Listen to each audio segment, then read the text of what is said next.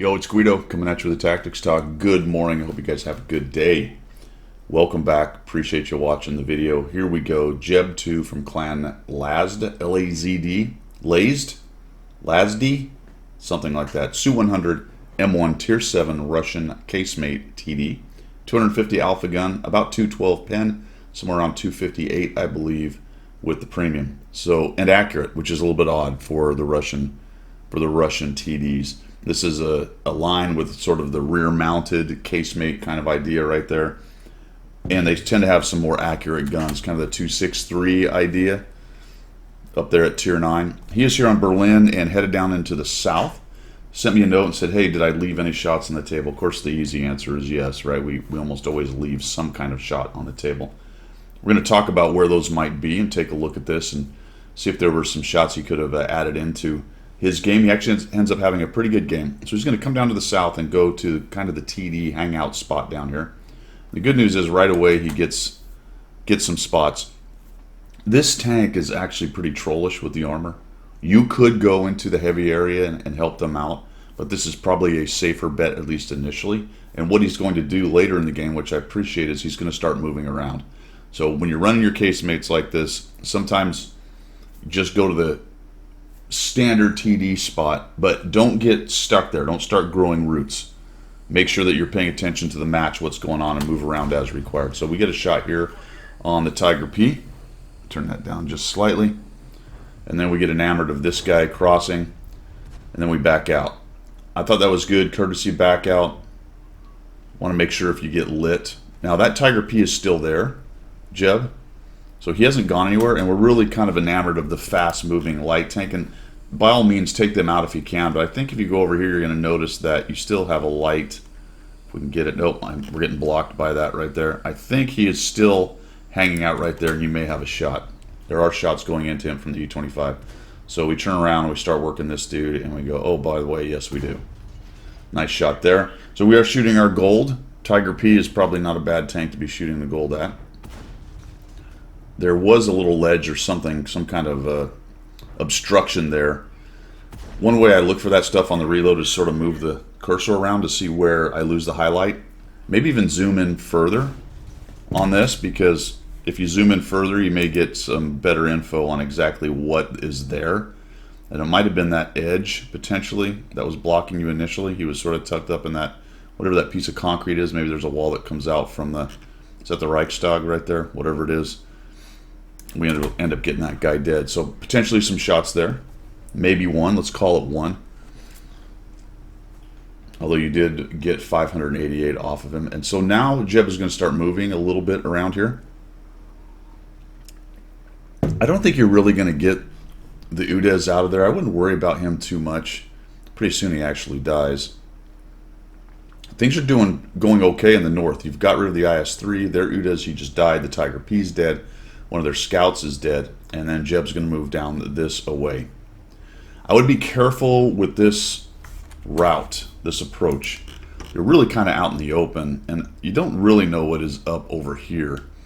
Not the Super, not the AT, potentially the E25. What else do we have left? There's a 100 M1 on the other team as well. Could be lurking around in this area down here. Potential to get spotted out here, and we sort of, I don't know if I've ever really seen anybody go here. And I don't know if it's kind of a normal place for you to go, if it was just what was working out at the time. Okay, if had you reacted to that a little faster, stopped and taken a shot, I think you would have had a shot right there. It would have also left you a little bit more out in the open. I don't know if you have sixth sense. We're going to have to look for the light bulb. Either that guy has the world's worst spotting, or you don't actually have sixth sense in there. So now we're looking for a shot from the EBR, potentially, if he pokes back out. There's the M1, and he's actually maybe shotable up there. Looks like you can maybe just potentially get a highlight on him. And about the time I said it, looks like you noticed it there. So he'd been lit for a bit. Careful about driving up on things like this. It really sucks to get tracked like that. We get ourselves situated. That's kind of the ungainly nature of a casemate like this, especially the rear mounted ones. Get a little bit goofy and coming around corners. So we don't see anything going on there, and we're going to spin around. decent mobility on this tank. Doesn't have particularly good hull traverse, but once it gets up and going, it can get where it needs to go. It's got some decent speed on it. And at this point, I like this. Jeb's going to react to the north where the hit points are. Not much going on down in the south. The M1's camping there. The Super Hellcat got around behind, so who knows what he's doing back there. And I don't know if Jeb's maybe trying to cut him off as he comes this way. Looks like he might be going after the RD or potentially looking for side shots onto the IS. We just push, and then we sort of abandon that as the Hellcat has overturned his vehicle and died. So nice SA if that's what you were looking at on the kill list right there. Looks like you were headed towards that Super Hellcat. We kind of sit here for a minute, and then we see this guy. And this whole sequence here is definitely a little bit slow. I think I would have just kept pushing in on these guys. Did they have 2 Tiger Ps? They sure did. They had 2 Tiger Ps. So shots going like crazy across, taking the guys out that were in the middle. I don't think you're ever going to get a shot there. I don't know if there's even a window that you can see through. So for me, I'd have been pushing right around, going after the Progetto, or potentially where you eventually end up going, which is get in here to get to this Tiger P. So this has been a really long time since we've shot. I think you're doing a nice job of reacting. It's just getting the gun singing here is going to be important, and your team is all over the cap for some reason. One thing I'd be looking at there is, oh crap, my guys are about to cap. Somebody, I think, just dove off, which helps you. I just turned right around this corner and gone after this Tiger P. And if you zoom out, you might even be able to, and I don't have it enabled, see where he is pointing. Let's see if we can get there. He's not even looking. So we got that figured out. Here we go. Right in there on the Tiger P. Takes him down. I'm actually thinking about a different tank. So you pretty much did go straight at the Tiger P. Then, for my money, you go right up there and you start helping these guys get rid of that Progetto. Because he's locking down your 2 ISs. Just go right up and over and go help get rid of that guy. I don't know if you didn't see it. I think we turn around here and mess with this 34-100 over here. Maybe you were going to flank around the Progetto or something, and then we got busy shooting this guy. All right, that one is another shot left on table, purely just aiming. I don't think he was really going anywhere. I don't know if you thought maybe he was going to get around the corner or something. Just, this is a nice accurate gun, and I have the same problem. I oftentimes let it get to about 4/5 zoom in, and I'll take the shot, calling it good enough because I want to hurry up and shoot again. But have a little bit of patience in a situation like this. Let it zoom all the way in. Aim nicely, and you'll get a shot on that guy, no problem. I like this. Looks like maybe you're trying to track. So one thing you can do from this angle, this is actually a pretty good illustration of this, is go for that portion right there, which has hole behind it and the track, which means if you can get that pen going on, then you might also get a track, break the module at the same time. Looks like maybe you were sort of trying to do that. I like this right here. I think you hit him because I didn't see the shell hit behind. So he was still sitting in that spot. How he went dark on you right there is a mystery. I don't even know what to say. You don't have great spotting, really. So he must have had just enough camo there, or maybe stopped, or I'll be honest, that's I can't figure that one out.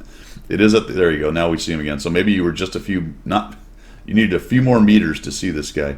So he shoots, and I think that's the appropriate thing. Thump him. There's that pretty amazing armor actually on the front of these things. These things are really troll. They are really troll. Now notice one of your IS is dead. That's why I mentioned that earlier. One of your ISs is dead. I think if you get up there, you get some hit points off this guy, you clear your ISs out there, they stay alive, and you get some hit points out of it. See, by the time you push, one IS is dead and you got no hit points out of it. You did get some off the 34-100, but had you immediately pushed up there, got rid of him, spun around, and come back, I think you would have had more shots on the 34-100 as well. And in a close game like this, sometimes keeping a gun in the game is a little bit more important than getting 2 extra shots on a 34-100. This guy is just absolutely clueless, so we just come around and shoot him right in the side. Or he was AFK, I'm not really sure what was going on there. We get hit by the T-20. Now on this sequence right here, you're kind of out in the open, and this is really strange. They're actually covered up by this broken up building here, and you're having a hard time. So we'll just watch how many times it takes you to sort of get a shot on this dude. He's kind of backing out. I'm like, what the heck? Where is he? So he's got a little berm there as well. There was no highlight there, so we missed. And I thought you were going to charge forward, get up nice and close and personal, and start taking shots. But we sort of wiggled through here. That was actually nicely done right there to get away from the E25. We take a shot that's not fully zoomed. Now we're kind of moving halfway again. Okay, maybe we have a shot on this guy. We missed that shot, not fully zoomed. So I think two things here. Number one is if you just get in there amongst them, or get closer, get away from this rubble here, which is causing you to not get good shots, kind of where the Scorpion is, or be more patient on the shots. And these guys are doing a fairly decent job of poking in and out. There it is. We can get it. Oof. We might have got at least one, maybe two more shots in on that right there. It looks like you kind of figured out, like, all right, these are too fiddly. These shots kind of stink. And that's a pretty good discussion actually for people as well down in the comments there, because there's a couple things going on when you're getting shots like that. First, you have them. Second, you're actually pretty nicely hold down right there, in regards to not hold down as in, you know, covering your hole, but there's a lot of rubble. So in cover maybe is a better way to say that than saying hold down. One of the things about this map is there's so much crap like this thing, and you ran into it earlier in the match. I think it was one of the concrete posts that stop you from getting a highlight and seeing what you're shooting at. It can be very, very painful. It looks like you move forward just to get that. So you were in cover on that, which was great. But then it sort of gives them cover too as they wiggle around. And really, I don't think they were doing it on purpose. They just happened to be trying to avoid shots as much as possible, using their berms, moving around, spoiling shots and all that good stuff. And I think had you moved in, you'd had a better shot. Now this is actually a pretty funny sequence, because this dude's a one-shot to you. So we come in here. Oh boy. Armor not hit, which means it looks like maybe the front sprocket potentially on that, or even got to his mantlet. Or if it was in the front sprocket, it was forward enough that it didn't get into the hitbox of the hole back there. Then we hit the berm. This guy's just avoiding shots like a boss. And then he's so low slung, he sneaks into this little tiny piece of ground right here. And then I'm thinking, all right, the Scorpion's got him. He misses. And you pixel snipe him. After two nice open shots, we pixel snipe him, and all is well in the world. We have 2,239 damage, 435 assists for a pretty nice little game with 5 kills on this. So the question at the beginning was, did he leave any shots on the table? I think we always leave shots on the table. I think he had a couple instances here, fairly specific ones, where he really could have got another shot in. So maybe another, 500, 250, 500 damage. If I was to guess, it would be 1 to 3 shots at the places that we talked. What's interesting, though, is eventually you did get most of those shots in on those tanks. But, of course, the sooner you get the shots in, the sooner you can move to the next tank, and maybe you steal somebody else's damage who got it later in the game, if you see what I'm saying.